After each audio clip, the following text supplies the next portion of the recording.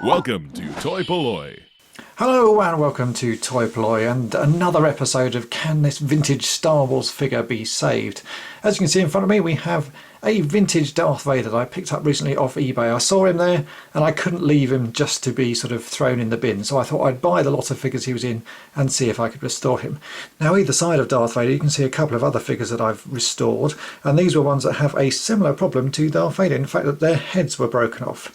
And the way I fixed these was using some bits of Lego. As you can see here, I put a Lego peg in for the neck post, and then I've cut out part of the Biker Scout's head and inserted a part of a Lego brick so that the head now clips on. Now this worked great for these figures because they have relatively large heads, but for Darth Vader, who has a pretty small head really, it looks like he's got a large head, but actually there's quite a lot of detail on the front, so you can't drill out that much of his head to attach a post. We're going to have to use a different method. So previously, when fixing the Biker Scouts, I've used this sort of peg, as you can see here, which is a sort of standard Lego Technic peg, and you can insert the cross section into the body, and then you can drill out a hole into the bottom of the head, which with a little bit of modification you can cut the socket set out of this white brick or some similar Lego brick and insert that inside. But as you can see, that's actually quite a large section, so you end up drilling quite a large hole in the bottom of the head. So for figures that have smaller heads, I've had to think of a different way of doing it. It still involves Lego, but it involves different pieces of Lego, because if you search around through the sort of Lego stuff that they actually produce another type of peg, which is this one here. As you can see, it looks the same, but it's a fraction of the size. If I hold these two together, you'll see that it's about half the size of one of the normal size pegs. And this is a double pegged axle brick. Pick these up pretty cheap. I picked these up off eBay as I normally do. And the great thing about these is you can also buy a half peg. So you can see here we have a normal peg and here we have a half peg. And the great thing is that this little peg here fits inside the half peg. So if I slip that onto there like so, you can see it fits on quite nicely and it still rotates freely. So what we're going to do is we're going to use this little half peg as our sort of socket. So I'm going to just have to carefully drill out the hole inside the head of this Darth Vader and insert that inside, which is a lot smaller than the original brick, and then I'm going to use this small little peg, which I am going to cut and modify and stick inside the body part of Darth Vader, and hopefully that should produce a good result. There is one other type of brick I could have used, which is actually just a hanger peg. As you can see here, this is a standard Lego, they call them hangers, but also this has two little sort of rivety bits on the top, which again the smaller little post fits inside quite nicely, and that would work quite well as well. Unfortunately I only have yellow ones of these, so I didn't really want to use a yellow one inside his head because it would be a bit obvious, so I'm going to use the half peg and see how we get on with that. But if you're fixing other Star Wars figures that have small heads, then I would suggest using these little hangers, chopping those off and using these small little axles. At some point previously this figure has been repaired and someone has essentially just glued the head back onto the body, and that's obviously not lasted. And actually if you shake the body of this Darth Vader, don't know if you can hear that, you can hear where the original sort of peg that should have been on the bottom of this head is still loose inside. So the first thing I'm going to do is I've given this a good wash. Check out my previous video on ultrasonic cleaning to see how I actually washed this figure. So all I've got to do now is just sort of try and chip away some of the old glue that's left on his neck. So I'm just going to use a knife and I'm going to carefully chop back some of that glue. It should just sort of pick off with ease, which in fact it does.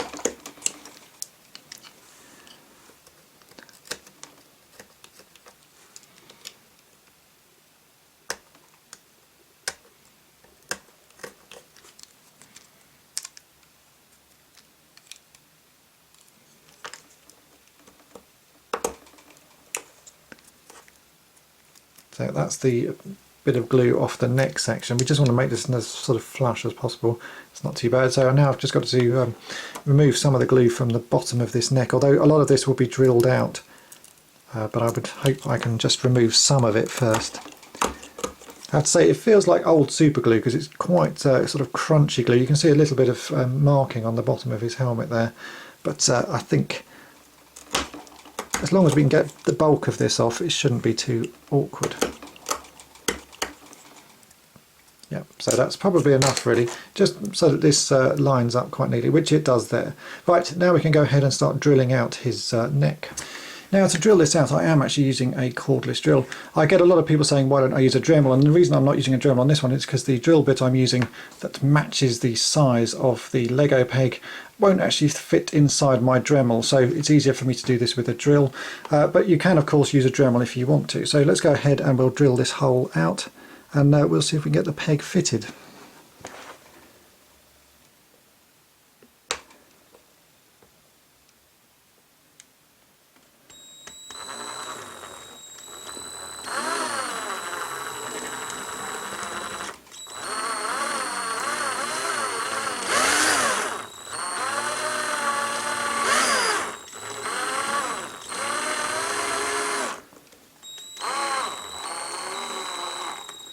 That hole looks like it's about the right sort of depth now and size. The last thing I want to do before I insert this is, as you can see on this little half peg, it's got a lip around the bottom of it. Now obviously if I push this into the hole with the lip is going to stop it going fully into the hole. So what I'm going to do is, just with a pair of plastic nippers, I'm going to gently cut that little lip off the edge of this block, and then when we push the peg into the hole it should insert fully and sort of sit flush again with the bottom of Darth Vader's neck. So I just want to trim that down as close as it can be. The head of Darth Vader is actually quite rubbish, so it shouldn't be too hard to push this little peg in. So right, now that you can see I've chopped off the lip there, I'm going to insert that into the head of Darth Vader. You want it to be quite a tight fit, then I don't actually have to glue it. You can see that's going in quite nicely, and then if I push it onto my desk like so, you can see that's fitted pretty snugly to the bottom. I might be able to push it a little bit more in like so. I think that's a pretty good fit. So by the time I put a little bit of black paint on that, I don't think you'll notice that's there. So we can now test fit and see if it still fits onto the axle. Let's push that in, and it does, and look, you can still rotate the head, so that's a good sign. So right, next thing to do is to cut this down and make a little sort of neck post that we can fit inside of the body of Darth Vader. To do this, I'm again just going to use a pair of plastic nippers to trim down this Lego block. As you can see here, this is the hole that is in the top of Darth Vader's head, and that's the original size hole. So really what I need to do is make something that just about fits inside that, which we can then glue in place, and then the head should fit on quite nicely. So really I'm just going to get these plastic nippers out and just gently sort of trim this away until I make something that I think is going to work. So first up, we can just chop away the bulk of the block, because we don't really need that. It's just this top section we're going to be using. So if I just chop that away like so, I can now just start modifying this until I make something that actually sits quite nicely in the hole there.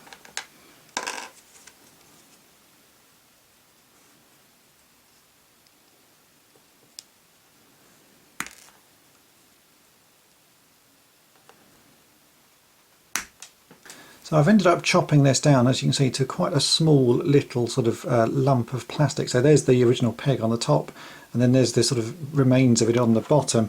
Now this fits just in the hole there, but obviously it needs to be a lot flusher than that. So what I'm going to do is just gently drill out a bit more of this neck hole to make that slightly larger so that I can fit that in. There's still plenty of space to glue it onto, and I'm going to modify the peg a little bit more once I have this hole a little bit larger.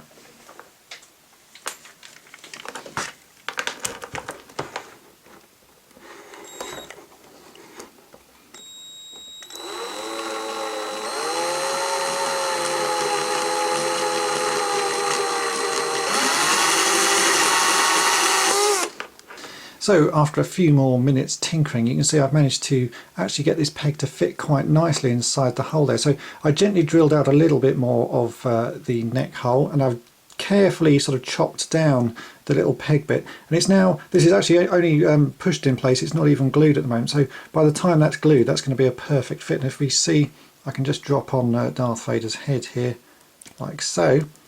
That is pretty impressive fix there. You can't actually even see the grey. I thought I might have to paint the grey, but it actually looks really good. So let's go ahead and we'll glue this little peg in place, and then we can sort out the rest of Darth Vader, which is really going to be trying to make a replacement cape for him.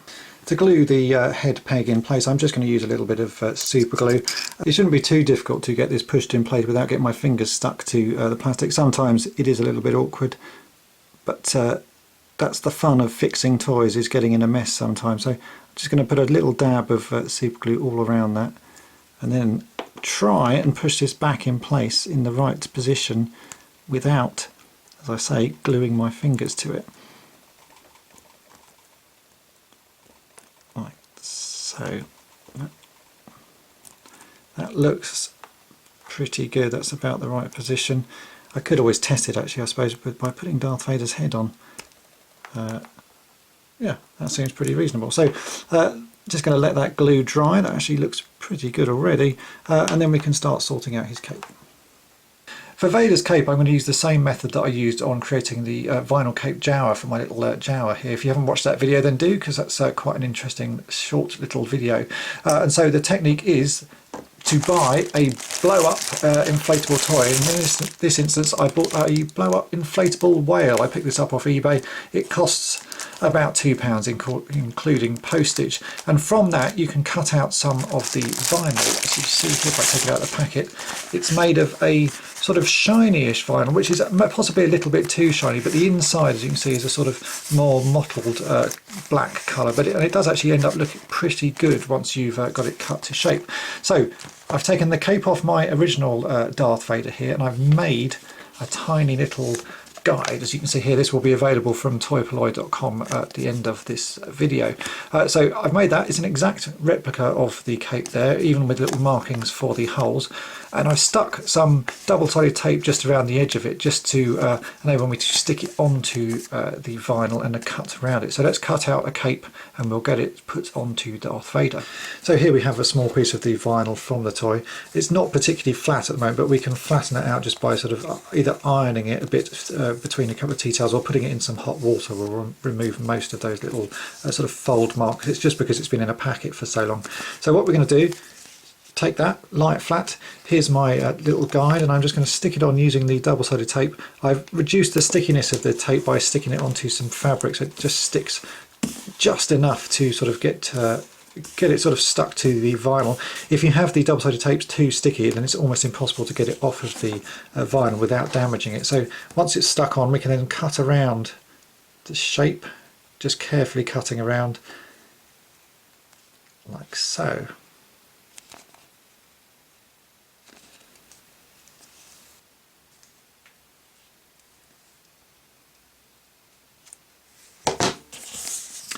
There we go. Now for cutting the two armholes, you can do this with a knife. There is a slightly easier way, which is to use a hole punch, which is what I do. You can see here I've already done a test. My hole punch is slightly too small, but it doesn't actually seem to make that much difference. So I have a double hole punch here. All you do is you place the bit of vinyl, make sure you line it up as close as you can, and then punch a hole through. And you'll see there, it's punched a pretty neat little hole. Sometimes you have to pull the vinyl off the back.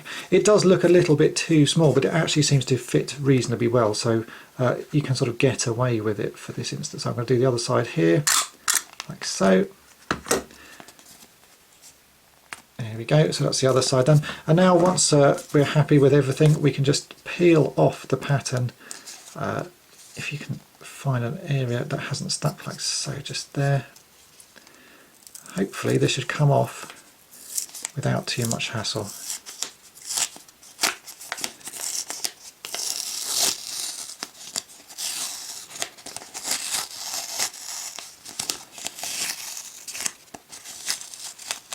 And there we have one Darth Vader cape. Now it's just a case of putting the cape on the figure. So the easiest way to do that is to fold his arms backwards and pop them through the holes like so.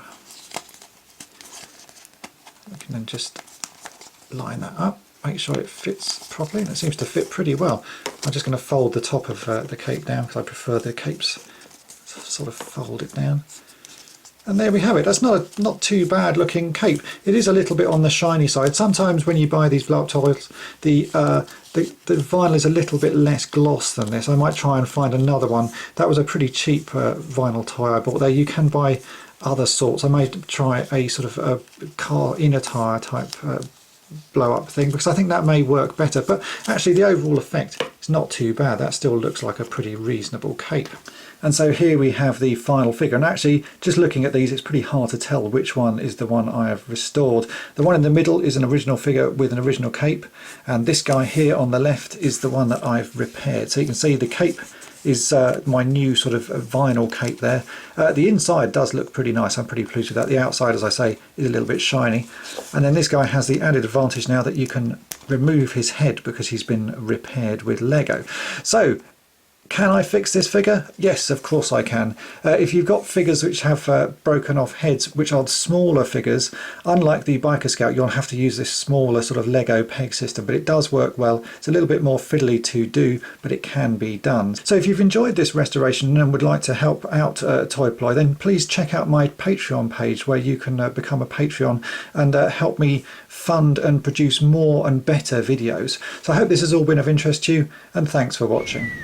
Thanks for watching toy-polloi. Subscribe for more great videos. You can also follow toy-polloi on Twitter and Facebook.